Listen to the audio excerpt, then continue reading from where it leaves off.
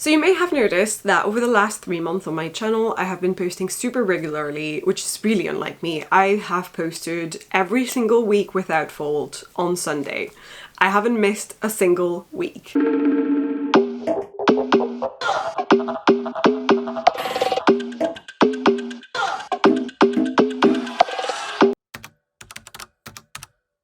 Did I get results from doing that? According to the data on my analytics for my channel, yes, it does say that I gained 53 subscribers in total, which is 130% more than the previous 90 days. When it comes to views, it does say that I've had 59% more over the last 3 months than I did the previous 3 months. When it comes to watch time in hours, also 59% more than the previous 90 days, with 580 hours. And I think that's all the data I can truly give you. But what have I done to make this work for me? So one of the things I did is taking advice from other creators who said they found it much easier to follow through if they had pre-made their thumbnails, which I thought was really strange, but in reality every single time I failed to do so and I made my thumbnail after the video was ready and edited, I don't think my videos performed as well. And it's something that I can't do when it comes to vlogs. So when I'm doing a vlog, obviously I depend on the footage that I'm gonna have during the vlog, and I tend to have a lot of pictures I take throughout that month or whatever, and I put them together to make the little collage that my vlog's thumbnail is gonna have. I don't know what I'm gonna be focusing on because it depends on the vlog, so it needs to be filmed first and then I can actually make the thumbnail. But whenever I've done other types of videos, content that is in relation to like how to use Notion as a writer or the craft books I've read, things like that, I tried to make the thumbnail before because it helps me think of what am I going to use in it in terms of little add-on stickers, you know, like if I have a picture of a book for craft books.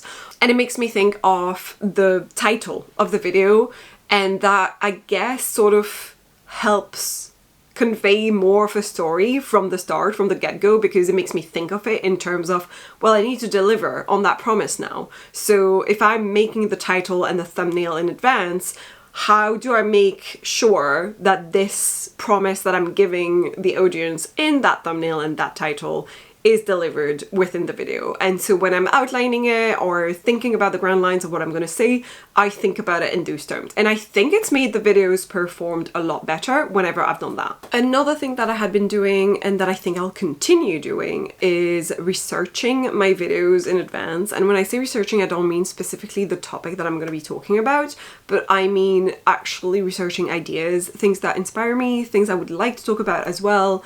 And I used to not do that at all.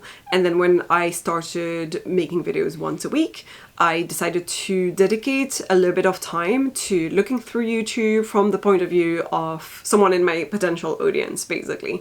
So in order to do that, all you need to do is create a separate account, especially if you like to watch everything and everything on your main account.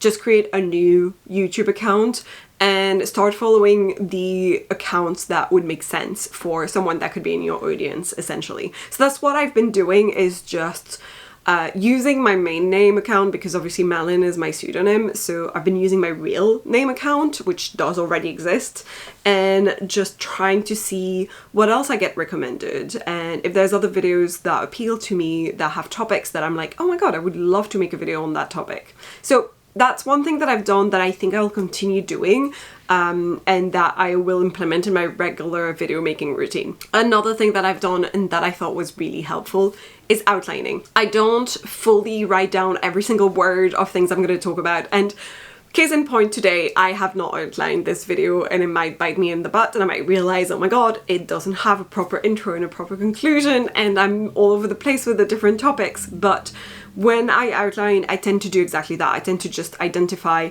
what do I want to introduce this video as, how do I want to conclude it, and in the middle, is there like 3 main points I want to make, and just bullet points of some things I would like to express. It's not always possible. If I'm making a video where I'm trying to show how to do something, like for instance if I'm doing the Notion videos for writers, I'm not gonna outline them because although I know what my end goal is, that's the outline in itself. I've already created a page, I know where we're gonna get to, so my end goal is to recreate that, and in a way that's an outline, but I don't write down things I'm gonna say.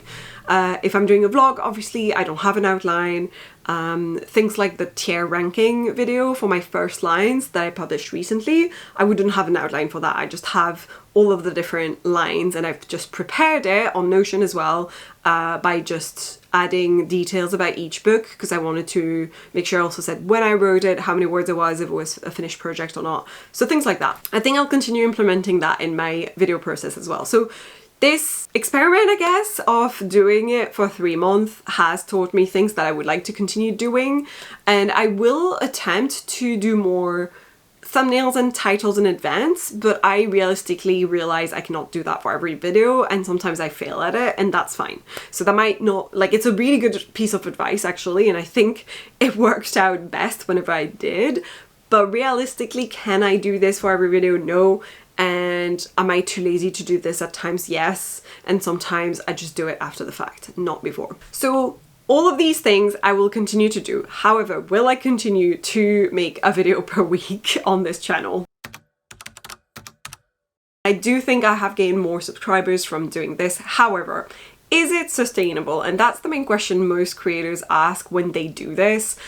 For some people, it's not only sustainable, it's very much what they want to do, because they're actively trying to really become a YouTuber, or they are already and they just need to grow their audience, but they're making money from it.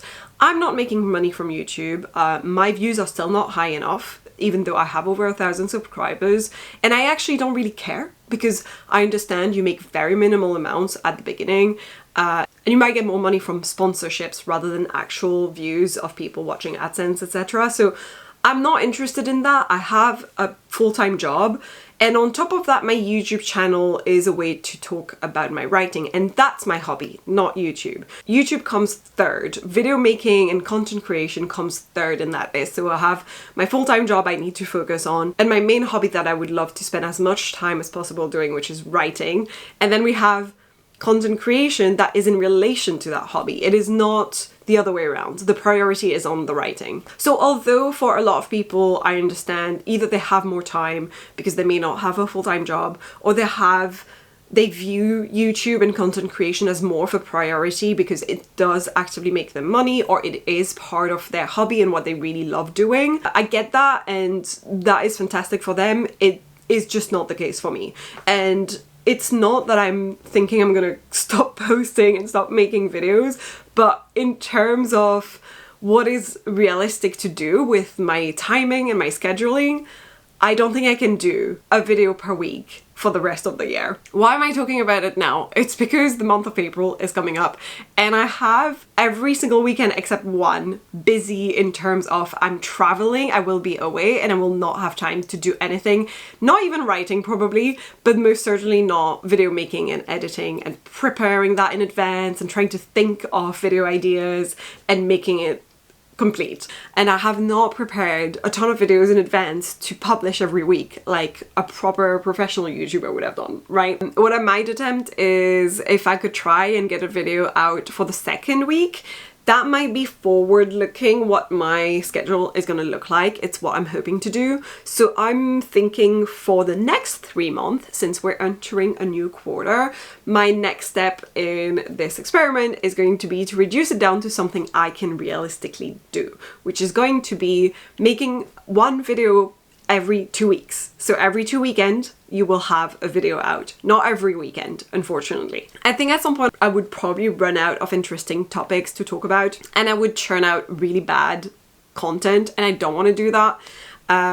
In terms of my time as well, I can't always churn out a video because my priority in what I'm doing with my free time has to be my writing first, and second, content making. So realistically, once every 2 weeks sounds a lot more doable to me, and a lot easier, and also would provide hopefully better quality content if I did that. This will still be a similar type of content as what I've been doing. That's another thing I've really enjoyed doing in the last 3 months, is diversifying my content, because last year it was very heavy on just vlogging, and I do enjoy the vlogs, but they're really time consuming when it comes to the editing process.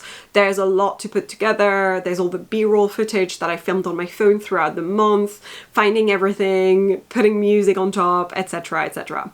When I'm sitting down and chatting to you like this video right now, it's so much quicker to edit afterwards, and so I feel a lot more at ease with the scheduling of a video, because I'm like, yes, I could make it last minute and it's actually okay. I don't have to panic and be like, oh my god, this is gonna take hours to edit. So that's also why I'm happy that I've done this experiment of doing one video every week, because I know that realistically I should have more videos out there that are sit down and chat, that are a teaching moment on Notion or Figma or whatever else I have for you guys, that are, you know, tier ranking things. All of these types of videos I really enjoy making and I want to continue making, and so I will try and do 1 out of 2 perhaps. That could end up being realistic to do, because I would then have enough footage from one vlog to be ready to go into, you know, the next vlog, and that would span a month. So that's technically what I did in 2025, but then in the middle of that, after 2 weeks, instead of having another vlog, I would have like a sit down and chat video or a tier ranking video. So I have a few ideas in mind for more video content. It's not, the well is not empty yet. There's still things coming and I will still put them out there.